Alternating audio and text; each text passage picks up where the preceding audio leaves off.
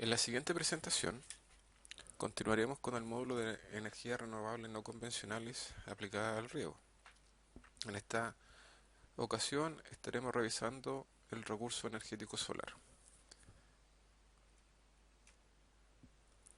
Comenzaremos revisando el movimiento aparente del Sol. Esto es para describir la posición del Sol a través del año. Luego revisamos los tópicos de radiación solar, la energía que llega a la Tierra proveniente del Sol y cuál es su espectro, qué potencia es la que emite el Sol. Posteriormente vamos a revisar los aparatos de medida de radiación solar y finalmente veremos algunos registros de datos los cuales pueden ser utilizados posteriormente para el dimensionamiento de sistemas fotovoltaicos. La Tierra gira alrededor del Sol a través de su movimiento de traslación, describiendo una órbita que tiene forma de elipse. Esta elipse es un poco excéntrica. Esto quiere decir que el Sol no se ubica justo en el medio de la elipse. Por ello, el movimiento aparente del Sol alrededor de la Tierra no es igual para todo el año. Además, la Tierra tiene un ángulo de inclinación con respecto al plano de la elipse. El plano que ustedes ven acá, ese ángulo es de 23 grados y 27 minutos. Esta inclinación causa, ¿verdad?, que en la Tierra se produzcan las estaciones a lo largo del movimiento de traslación. El movimiento de la Tierra alrededor del Sol da origen a las estaciones. Si consideramos el plano de la elíptica, que es el plano, ¿verdad?, donde se produce todo el movimiento de la traslación, tenemos que la distancia que hay entre la Tierra y el Sol se mide en unidades astronómicas, donde una unidad astronómica equivale a 1496 por 10 elevado a 8 kilómetros. Debido a que el Sol no está justo en el centro de la elíptica, tenemos que hay épocas del año en que el Sol está más cerca de la Tierra y otros instantes donde se encuentra más alejado. En el diámetro menor, las distancias Tierra-Sol son prácticamente constantes. Este punto, donde la Tierra está más cerca, se produce el 3 de enero. Este otro punto se produce el 4 de julio. Acá tenemos este punto que se produce el 4 de abril y el otro punto se produce el 5 de octubre.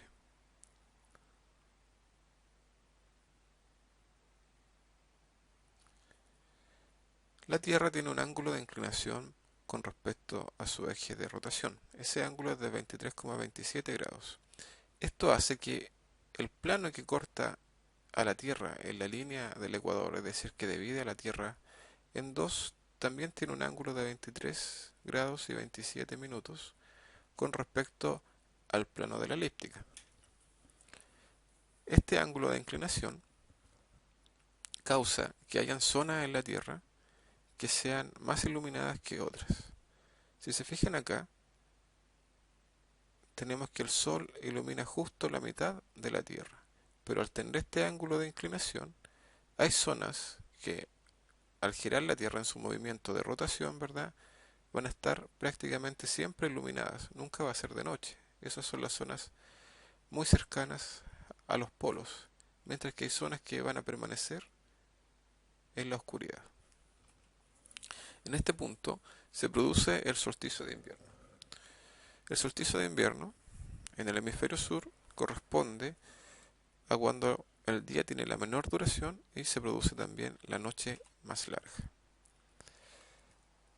Alrededor del 20 al 21 de septiembre se produce el equinoccio de primavera. En los equinoccios, los rayos de sol llegan en forma paralela al ecuador. Por lo tanto, el día y la noche dura exactamente lo mismo. Alrededor del 21 o 22 de diciembre se produce el solsticio de verano.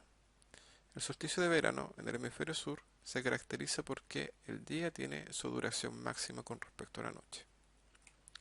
Finalmente, tenemos el equinoccio de otoño que se produce alrededor del 21 de marzo, donde nuevamente los rayos de sol llegan paralelos al ecuador. Y el día y la noche duran exactamente lo mismo. Aquí nuevamente podemos ver con mayor detalle cómo llegan los rayos de sol hasta la Tierra. Si consideramos que los rayos de sol llegan en forma paralela a la Tierra, y acá tenemos, si se fijan, esto está hecho para el hemisferio sur, tenemos una persona que está en el ecuador, una persona que está en el polo norte y otra persona que está en el polo sur. Este corresponde al eje de rotación de la Tierra y esto sería el ecuador, un plano que corta el ecuador. Acá tenemos entonces que el ecuador forma un ángulo de 23 grados con 27 minutos con respecto al plano de la elíptica, que es esta línea negra que se ve acá. Bien, al girar la Tierra, pueden observar que la persona que está en el polo norte nunca se va a hacer de noche en ese punto, mientras que en el polo sur efectivamente va a ser las 24 horas que dura el movimiento de rotación, va a ser de noche. La duración entonces del día es más larga a medida que nosotros nos vamos acercando al ecuador, es decir, que tenemos una mayor cantidad de horas de sol. En verano ocurre exactamente lo contrario. Si se fijan ahora, el plano del ecuador está por sobre el plano de la elíptica y el hemisferio sur es más iluminado que el hemisferio norte. Por lo tanto, tenemos un día que dura más horas, tenemos más horas de sol. El siguiente gráfico muestra cómo cambia el ángulo con que inciden los rayos de sol sobre la Tierra. Si se fijan ustedes, aquí en ángulo cero tenemos donde se producen los equinoccios de primavera y de otoño. Es decir, que los rayos llegan en forma perpendicular al ecuador, llegan directamente sobre el ecuador. Entre esos puntos tenemos que el ángulo nuevamente va a crecer hasta el ángulo de inclinación de la Tierra, los 23 grados, y en la otra dirección el ángulo decrece, es decir, se hace negativo. Eso fue lo que revisamos justamente en la figura anterior, que teníamos un ángulo del ecuador positivo de 23 grados y teníamos un ángulo del ecuador negativo también de 23 grados. Este ángulo se conoce con el nombre de declinación solar. Debido al movimiento de rotación y traslación de la Tierra alrededor del Sol, para un observador en la Tierra, el Sol va a cambiar de posición día tras día. Para describir este movimiento, consideramos una persona, ¿verdad? Y su sistema de coordenadas, sus puntos cardinales. Consideramos su cenit, que es la posición directamente sobre él, y también consideramos el polo sur celeste, que es una extensión del polo sur sobre la bóveda espacial. El polo sur celeste forma un ángulo con respecto a la ubicación del observador. Ese ángulo está dado por la latitud. Bien, durante los equinoccios se produce que el Sol sale por el este y se mueve hacia el oeste.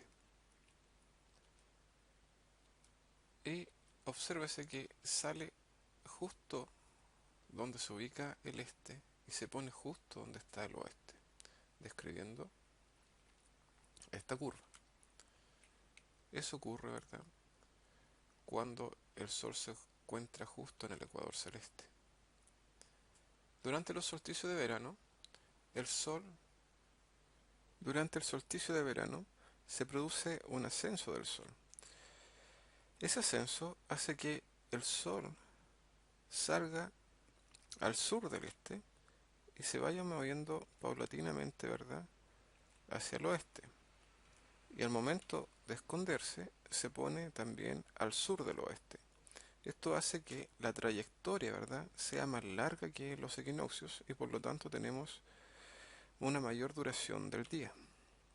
Eso ocurre cuando nos encontramos en el trópico de Capricornio.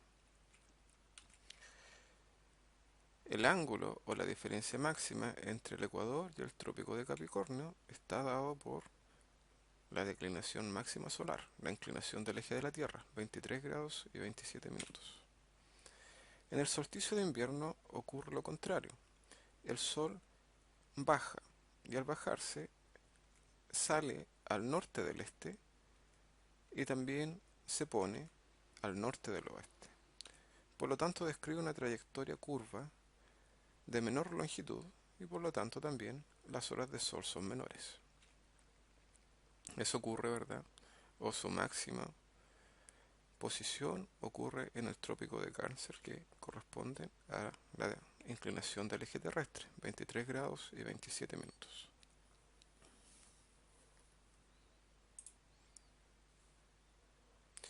En un día cualquiera, para un observador en el hemisferio sur, el Sol va a cambiar de posición entre los valores máximos antes descritos. Nuevamente tenemos las líneas ecuatorial, tenemos la línea de elevación máxima y tenemos la línea de elevación mínima. Por lo tanto, en un día que esté entre la primavera y el verano, el Sol va a salir al sur del este y se va a poner al sur del oeste, siguiendo esa trayectoria curva, una trayectoria menor. El ángulo que se produce entre esas dos trayectorias corresponde a la declinación solar, que corresponde al ángulo que hay entre los rayos de sol y la línea ecuatorial.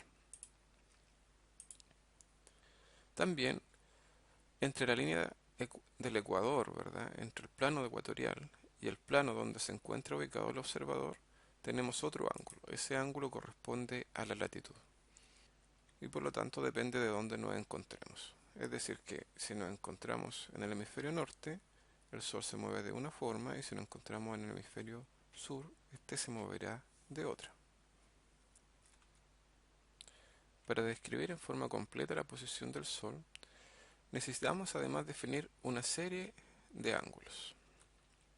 Nuevamente tenemos nuestro observador en el hemisferio sur y vamos a considerar un día cualquiera entre las estaciones de primavera y verano. Por lo tanto, tenemos que el Sol sale al sur del este y se pone al sur del oeste. De esa forma, en ese día hay una determinada declinación solar. Tenemos un determinado ángulo de declinación. El Sol, al mediodía, se encuentra en una cierta posición, que es justo arriba del observador. En una hora cualquiera, el Sol va a cambiar de posición. Esa posición la podemos describir en función de los siguientes ángulos. Tenemos el ángulo alfa, que es el ángulo de elevación solar, es decir, cuántos grados se encuentra el Sol por sobre el horizonte. Tenemos el ángulo cenital. El ángulo cenital se encuentra entre el cenit y la posición del Sol, es cuántos grados por abajo de la vertical se encuentra el Sol. También tenemos el ángulo azimutal, que nos dice la cantidad de grados que hay entre el norte y la posición del Sol. También está el ángulo horario, que nos indica cuántos grados hay entre el mediodía y la posición del Sol. El Sol se mueve alrededor de 15 grados por hora. Todas estas coordenadas o todos estos ángulos están medidos con respecto al centro del disco solar. En resumen, los ángulos que tenemos son los siguientes. El ángulo de elevación puede variar de 0 grados, que corresponde al horizonte, hasta 90 grados, que sería el cenit. 90 grados se tendrá entre la zona ecuatorial. El ángulo cenital varía entre 0 grados, que es cuando se encuentra en el cenit, y 90 grados, que es cuando se encuentra el Sol en el horizonte. El azimut varía de 0, que es el sur, a 180 grados, que corresponde al norte. Se considera positivo hacia el este y negativo hacia el oeste.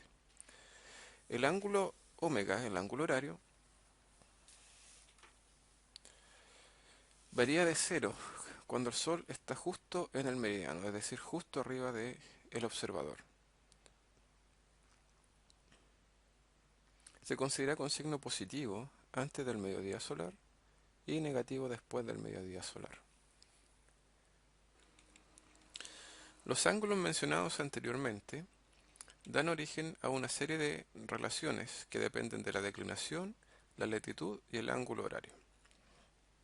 Según esto podemos determinar, por ejemplo, cuánto es el ángulo cenital, donde se muestra acá que tenemos que el coseno del ángulo cenital depende de funciones senos y cosenos, pero principalmente depende de la declinación, la latitud y el ángulo horario. Para el azimut también lo podemos obtener mediante la siguiente relación. De la misma forma, el ángulo horario de la salida del Sol también depende de la declinación y de la latitud.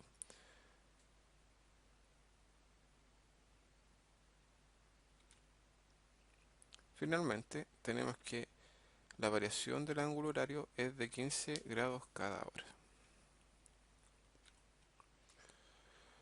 Conocer la posición del Sol es útil cuando nosotros queremos hacer un aprovechamiento máximo de la energía solar, es decir, queremos tener una óptima generación. En esos casos es necesario hacer un seguimiento de la posición del Sol. Hay sistemas de generación fotovoltaica que son fijos, hay sistemas que permiten cambiar la inclinación en algunas determinadas estaciones del año, o también hay sistemas de seguimiento solar.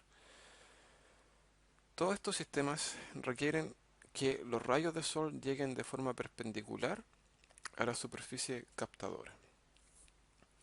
Por ejemplo, cuando estamos en invierno, la posición del sol es bastante baja, por lo tanto requerimos de aumentar la inclinación de nuestro panel para que los rayos incidan perpendicularmente. Lo contrario ocurre cuando queremos aprovechar mejor la energía en verano. En verano es necesario bajar la inclinación del panel, puesto que el sol se encuentra más elevado. En sí, se recomienda que si queremos hacer un aprovechamiento de energía fijo durante todo el año, la inclinación del panel sea la misma que la latitud del lugar. Si queremos aprovechar mayor energía en invierno, a la latitud tenemos que sumarle 15 grados. Y si queremos aprovechar mejor la energía en verano, a la latitud tenemos que restarle 15 grados.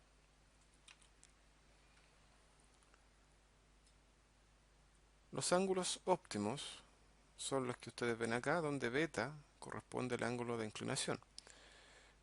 Acá en otoño y en primavera lo conveniente es tener los arreglos fotovoltaicos o la inclinación de las superficies colectoras en un ángulo igual a la latitud, como se mencionó anteriormente. También es importante que para los dispositivos que se encuentran en el polo sur, estos siempre estén apuntando hacia el norte.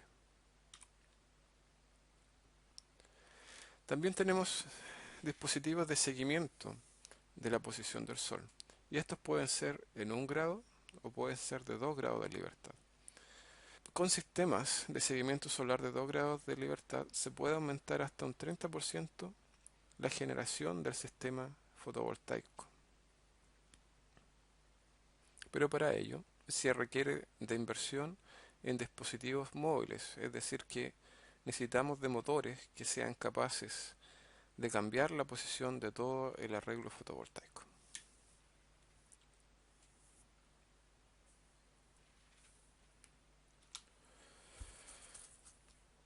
Con lo anterior, hemos revisado las principales características que tienen que ver con el movimiento solar. Esto nos deja claro cómo van cambiando los ángulos de inclinación de los rayos a medida que pasan las horas del día y también transcurren los días del año.